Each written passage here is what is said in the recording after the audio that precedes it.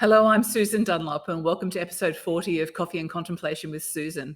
If you're new to the podcast, welcome, and if you've been here before, welcome back. I'm going to introduce my guest soon, but before I start, I would just like to just give you some background on Coffee and Contemplation with Susan. The intention was to get women from every generation of life to come and share their story, because every woman has got a story. And I find that the people who've listened so far have managed to pick up small snippets or large snippets of takeaways that they can apply to their own lives, which I think is helpful, and also just brings in that sort of the sharing of conversation from 19-year-olds to 90-year-olds, or at the moment we're going to be talking to someone in their 50s. So we're going midway for the 40th episode. Today's show is talking to Julia Carter. So welcome, Julia. Thank you so much, Susan. Yeah. It's lovely to have you be here today. And it was lovely that Julia asked me basically to test my boundaries one more time, and where I was sort of originally setting my goal to do 40 episodes, and that was just sort of a podcast of an audio type, that I just was going to look back and see how far I came with that in my own learning curve. Julia, being this absolutely amazing creator of the art around us here in her studio in Noosa, said, "Oh, can't we do it on video?" I went, okay. I can do it. So, we're going to give that a shot today. And in my first is worst, dare to suck type of attitude, we'll just see how we roll. Julia and I met, I think, 15 years ago. I actually met Julia through a piece of her artwork that I found at the Noosa Art Gallery. And it was the flowers of Timbiwa. So it was a beautiful wildflower painting. And I think that was actually in Julia's first couple of years of painting, even though she's obviously an artist before that. But as I always say, this is not my story. So that is where I first met Julia, and I'd like to just now let Julia tell her story. And maybe if we start with, let's go back to the beginning, what are your fondest memories that maybe made this creator in you come out? Well, I think one of the very first memories of being creative was spending time with my grandmother. Mainly on the weekends, we'd go over and have a lovely dinner, and then we'd settle down with my gran and we'd create. We'd make so many different amazing things. I'd do peg dolls, crochet, knitting.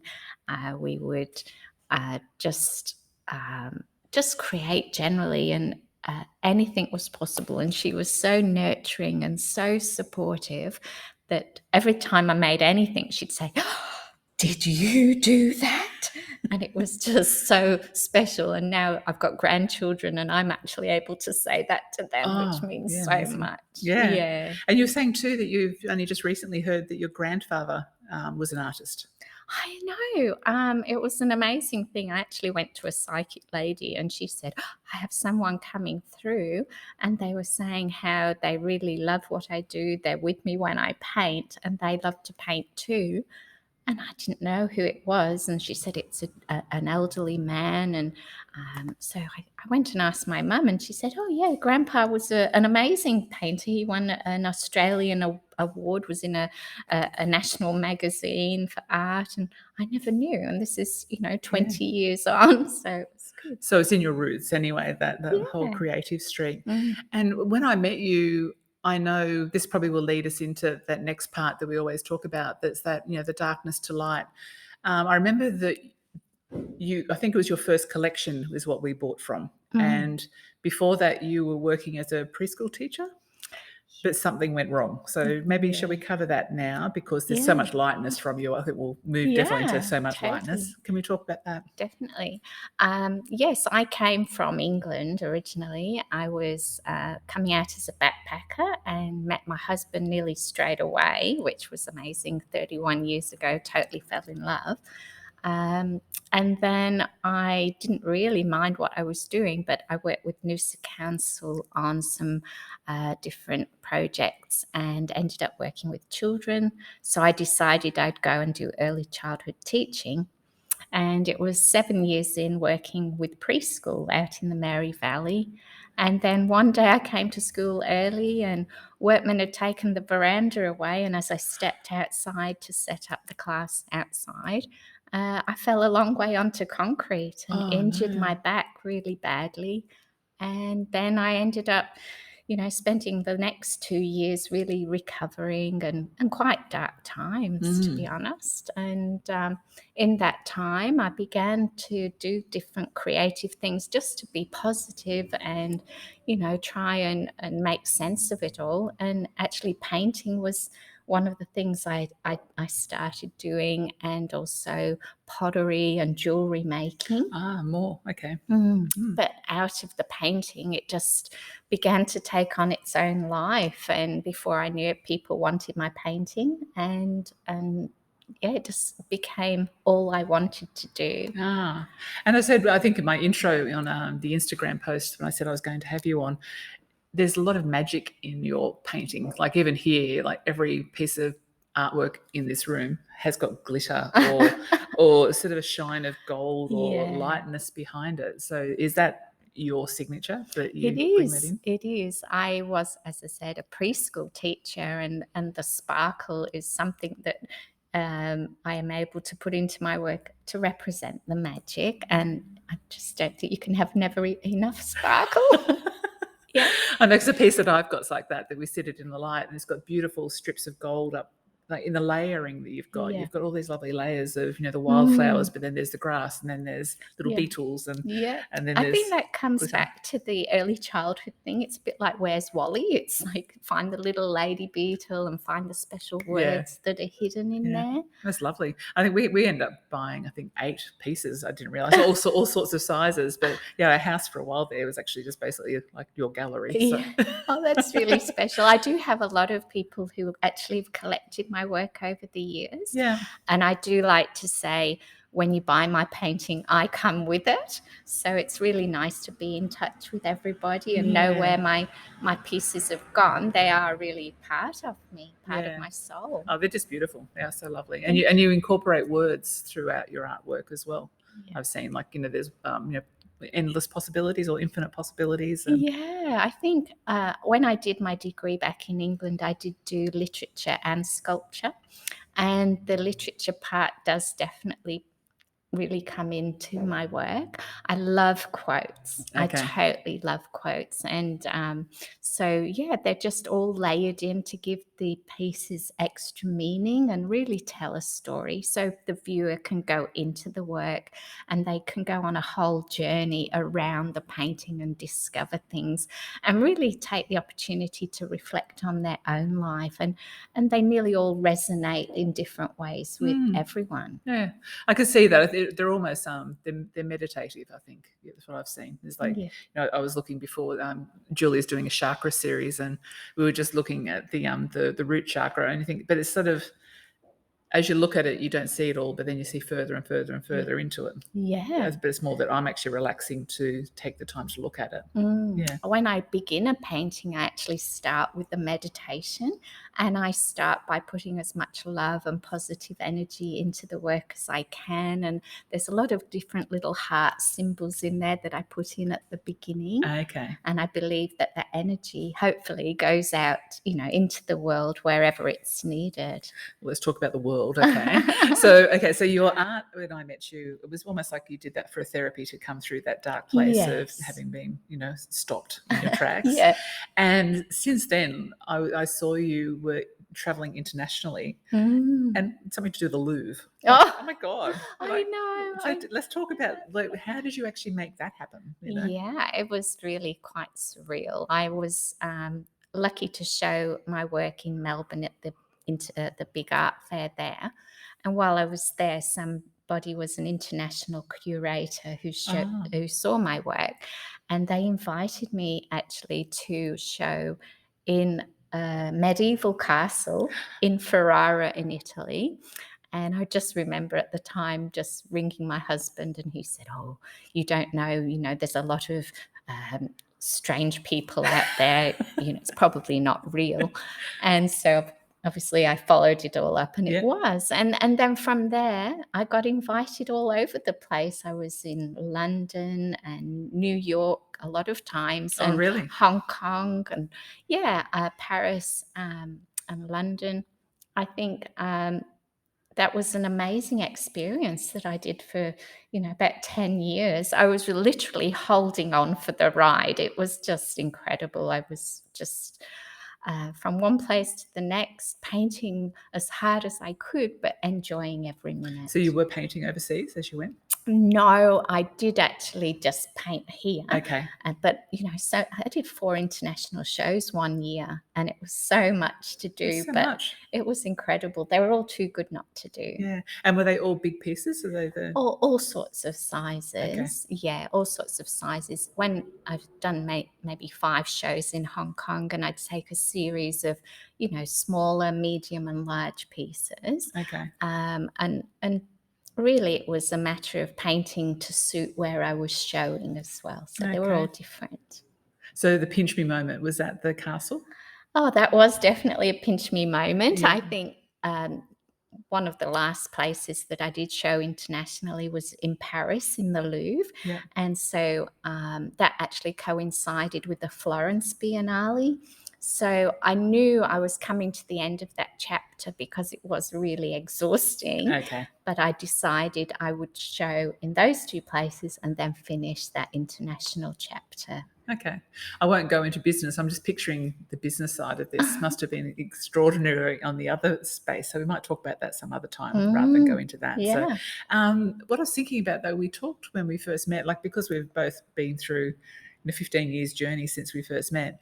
And we were talking about that evolved woman and, where you're up to now. So, where has that led you? So internationally, obviously, is out of the picture with COVID. Yeah. Apart from maybe, do people buy online or? Yes. I did a recent commission for some lovely lady I met when I showed in Strasbourg. She managed the hotel I stayed at, and she commissioned a big piece for her place in France. So that was lovely. There's no problem with the freighting overseas. But now I just actually do like being home in Noosa in my gallery, and so generally the lovely clientele are in the local area. Yeah, and you've got some open studios. That's right. Coming, yeah. Yes, it's a lovely event. It's my 5th year of being in the event, where all the artists and the gallery owners in the Noosa area open up for 10 days. Oh, wow. And all the at this stage, Queensland people can come and visit, and it's great. So you're sort of grounded as such. So there's I think grounded, but also more grounded. That you've actually, reconnected to what I first remember. You had that beautiful little cottage somewhere out here in the hinterland. Yes, and we still have that. Have you? Yes, that's actually probably the next chapter. Well, it will be if everything goes to plan. It's a lovely, amazing property that we've actually called Lumia. Okay. And in Aboriginal, that means here I rest, but in Latin, it's light. So in my mind, it's rest and light up. Okay. And I did want to do workshops there originally and called it the Hideaway Art Farm. And then with the international things that happened, I wasn't able to do that. But now I feel ready, now is the time. Okay. And you're are you going to teach art, or what is it you're going to do there? You were saying about evolving, and I guess in that time since I first met you, I have become very, very, I suppose, spiritual in a way. I love how the magic happened so incredibly at the time and has never stopped. So I know it's more than me. Yeah. And that's something I really love. I just love my meditation. I do yoga. I'm actually doing the crystal singing bowls. I'm learning African drumming, but I just really want to bring it all together. Very sensory. And I really want to meet other lovely people and just spend time out there with people. And so I've called these retreats Art and Soul Retreats. Lovely. I think it's the right time right now too. Yeah. Like I know, like I've got daughters in their 20s and they're very much seeking that type of, they're trying to become a little bit more real and centered and find themselves. So I can imagine that you're going to have quite a wide range of interest from the different decades of life. So Yeah. What would make life ridiculously fun for you? Oh, well, that's a funny question. I think what springs to mind is what we were just talking about gathering these amazing people together out in that lovely property out near Umandi, and putting on some great music, dancing, dressing up, painting together, having Oh, amazing food and wine, just really having lots and lots of fun out there yeah. in nature. Oh, that'd be amazing. So has it got accommodation? It doesn't have accommodation. No. There is the possibility there. We Okay. have quite a lot of the studio self-contained. The house is quite big, but at this stage, it's just looking at days. Okay, but there's plenty. I know just through our own business that we know people who own a lot of Airbnbs Oh, out there. So a lot of people would actually quite easily be able to get to your property from Umandi. That's So right. yeah, And there's so much else to do in the area. So would it be a great holiday thing to do? oh, wouldn't it? Yeah. So what else we talk about? So I was thinking about advice. So as a wise woman that you've become, what type of advice would you give girls in that first decade of womanhood or adolescence, that 10 to 19-year-old? Mm, What would you say to them that you wish you'd been told when mm. you were that age? Well, I think because I grew up being quite creative, I was never told that's a great job you could do, because it just wasn't. It wasn't No. a proper job back then. So even when I did sculpture and literature, I was still going to go back and do a postgraduate course in a proper job, interior design or something. But I think since then, the whole journey that I've been on has showed if you love what you do, Mm. you're capable of anything. You can succeed at anything. So whatever it is, find your passion and just Mm. do that. Yeah. You know, Okay. and also there was something else I thought of, because I did grow up feeling very strange and Oh, did different you? because I was always doing my own thing. I didn't feel like I really fitted in. And I think when now I look back, there's a lot of people like that. Oh, Probably I think most so. people Yeah. feel that they're different, but I think that's good. And I just think it's good to be different, but also you might not have met the right people, That's right. and Yeah, you've got that's to right. find your tribe, Yeah. and then you're all the same, and you can all support each other. I think so, and I think there's a lot of that. The space. My husband Tom was talking about. There was a fellow. He was saying, when people say, "Oh, I'm anxious," and he said, "Well, if you were in my tribe, I would have had you as being the scout, because I know that you would be alert. So don't treat it as being something negative. It's actually, No. you actually have a quality in you that would actually suit, what the whole village needs. Nothing, Totally. So yeah, That's just you've got to great. find that and just be Yeah. comfortable with it. I think. And I think that is something for me now that I'm really just feeling comfortable with. Yeah. And so I feel so excited about this new chapter. I feel like I've got a half life still to live, and I'm just stepping into being my authentic self. And I think it does take that time. And obviously, Mm. people do it a lot earlier, but I think most of the women I seem to be coming across in that sort of the 40s, 50s are stepping into that space of just being real and being themselves, and they're losing that sort of, not that ego's bad, but I think you're feeling that they're actually dropping into Who they who they truly really are. are, yeah, and being okay with that. That's right. Yeah. What I was going to ask you about, so creativity wise, do you ever start some work and find that you're totally on the wrong path with it, or do you continue through once you've actually started? That's a good one. Yeah. I probably don't go straight into work without having a really great feeling about Okay. it.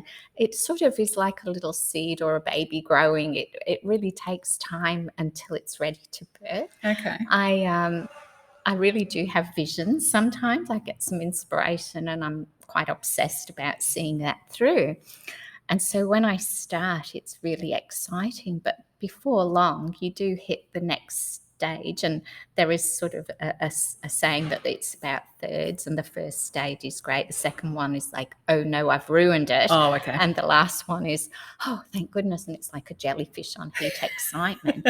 But sometimes that journey really shifts in a different direction, and it's totally not what you were thinking. Oh, really? But now I've learned that that's such a natural part of it. And I actually allow the painting to lead the way. Okay. Actually, I think what's her name? Big Magic. Mm, Liz Gilbert. yeah. She said that. She said not to doubt the creative, where it's going. No, Don't try and get in the way of it. Yeah. no, it definitely speaks to you. Yeah. And I just find, the more you sit and reflect, the more it reveals. And I'm Yeah. especially finding that at the moment with these chakra paintings. Mm. The things that are coming out to me are really profound, and I'm just loving it. I love every time I come. You've actually got bits of a colour of paint on your yes. fingers. And that's when I'm not painting. So, so you can't keep your fingers out of it was it. only like 5 minutes before you came. Is there any particular, like, you're a quote girl, okay, so this is going to be hard for you. Is there a particular quote that you go to when you need to just pull yourself back into line? Just one. Oh, well, one, one's one, a one. bit tricky. As you see around my studio, I've got so many quotes, but I think probably the one that springs to mind is yesterday is history, tomorrow is a mystery, and today is a gift. And that's why they call it the present. Oh, that's cute. Yeah. That's good. So it's about being Well, here. it's about being here in the moment. I mean, yesterday, the history thing, you can't change.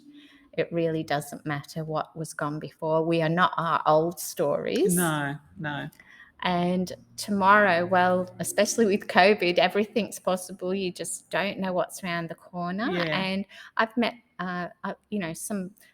I've had beautiful people in my life that have passed away too early, and you just don't know what around the corner is. No. So it's about living in the moment. It's about using our blessings and our gifts to really embrace life, even, all the simple little things. You look back one day and they were the big things. There's another quote, sorry. But it's about being now and really noticing the magic that's all around. Well, I noticed that today, like when we sat down and then we were having trying to set ourselves up to get this working. And we had to keep on dropping into it's okay. Whatever comes out will be how it comes out. And I'm very grateful that you let that be the way we went. So it calmed me down in being my first video recording. Is there any particular song that is your favourite song that you go to? Yes, there's lots of songs. And I find songs are quite magical too. They take you back to a moment in time, and they really can bring up some amazing things inside. But the one song that comes to mind is What a Wonderful World by Louis Armstrong. Oh, I love that. When I was little, my parents used to have it playing in the car or at home, and I was always fascinated by that depth of his voice. What an amazing voice. Oh, yeah. And then I was the preschool teacher, and we did a concert, and all the children performed to What a Wonderful World and the, see leaves of green or whatever. And then, amazingly enough, I was at a breakfast function only a couple of years ago, and unbeknownst to me, here comes Herb Armstrong, the grandson of Louis. Oh, okay. And he could have been him. And he just sang the song. Oh, no. And I sat there and I burst into tears. And I was, oh my goodness. And I was trying to sneak a photo, and he saw me and he got me up dancing in front of everybody. And it was the most embarrassing but most beautiful moment ever. So that was really special. And we've stayed in touch, which is so special. And then when I had my own profile video done, I had that as the background music. And when I went to Paris, I found myself an amazing musical box with What a Wonderful World. Oh, that was meant to be. That was meant to be. And so my poor husband, George, I play it in his ear when I want him to wake up in the morning. Oh, that's nice. So, yeah. That's a nice thing to do. Very special. So what's life like on a daily basis and living in the present for you? What rituals do you have as part of your day around doing this creativity that you do? Oh, wow. Well, I do have quite a big practice. I get up, and I'm always dying to get up. I'm always awake so early. But I get up and I make my husband a coffee, and I take mine downstairs into my little room, and I do a beautiful meditation, usually with Deepak and Oprah, about grace and gratitude, or limitless possibilities. and I play my little singing bowls. I do my little oracle cards, and it sets me up in such a way that whatever might have been going on, I'm at peace with the day, and I go out then, and I usually take a lovely run or walk through the national park, and I just see what magic happens every day, and there's always lots of it. And I always find little heart leaves which sort of tell me I'm on the right track, and they say, oh, that's the person That's I was lovely. thinking of, that I must remember to love them even more. So you're very present when you're out there then. You're not Oh, just tuning totally. out. Like a lot of people tune out. You can see when they, because I'm down there No. every time in the morning too, but you see people walking and God, just actually look and see where you are. Especially at the moment, the wildflowers are coming out, and the whales are coming through, and there was dolphins out there the other day, and I like to say hello to every single person that comes past. So no, it's really lovely, a really wonderful way to be, and we are very lucky here. Oh yeah. So you've got Lemire is going to be something. Have you got any dates yet set for that, or where are you going? Not really. No? I'm just waiting for the Open Studios event to happen. Okay. Yep. And that's October, I think, isn't it? Yes, that's the 1st, the 10th of October. Yeah. And then I've had a lot of people come to me, and so I'm just going to probably launch it after that. Okay. I want it to happen very organically and in a very small, nurturing way. I don't want it to be big. And so I'm just putting it out there. Okay. So it's a beginning. So you'll get there. It certainly is. Yeah. But Julia, we've actually got to the end of our time. It's just really quick. It's so quick. Maybe it took longer setting up than we actually did do it.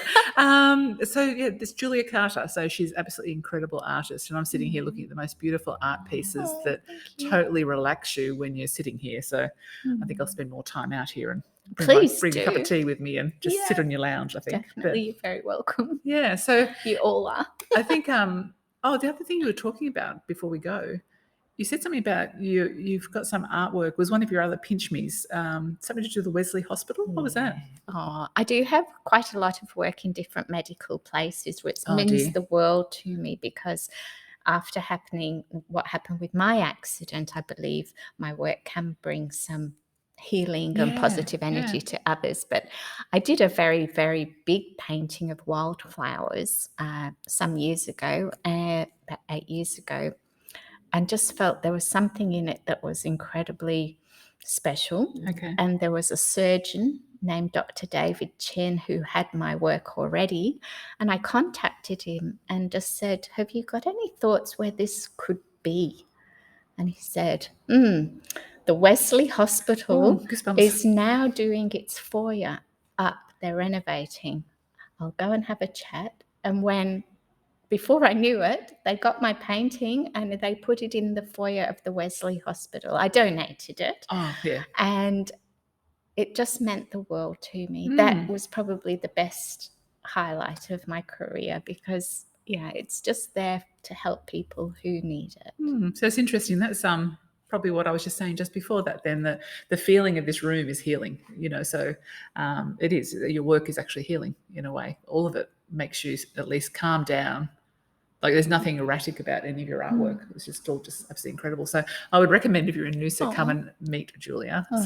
And just stand for a while in front of her art. And so this is the end of episode 40 and the beginning of whether I do videos again. Yeah. So we shall see how we go after this today. So thank you, listeners, for listening, and thank you, Julia. Thank you, Susan. It's been a great pleasure. Yeah, it's been so nice connecting with you again. Really great. Yeah, so we'll be talking a lot more. And I said I'll probably have Julia back on in future just to talk that other side that's not the comfortable side for a creative. I know when you're actually in business, there's often you are the artist and then suddenly you're forced into this space of having to actually make it a business. So I know that actually happens to a lot of people, which we didn't really even tackle that at all, even in the questions I put forward to Julia. So we'll have a chat about that, because I think that is a big thing for people who are going to go into that creative space as their income.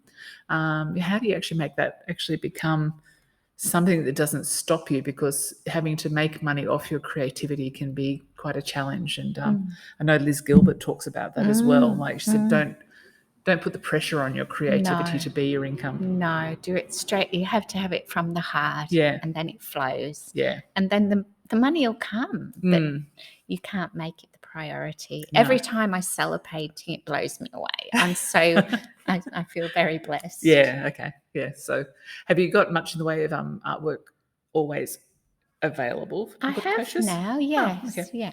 Okay. Definitely. All right. Okay. Good to know.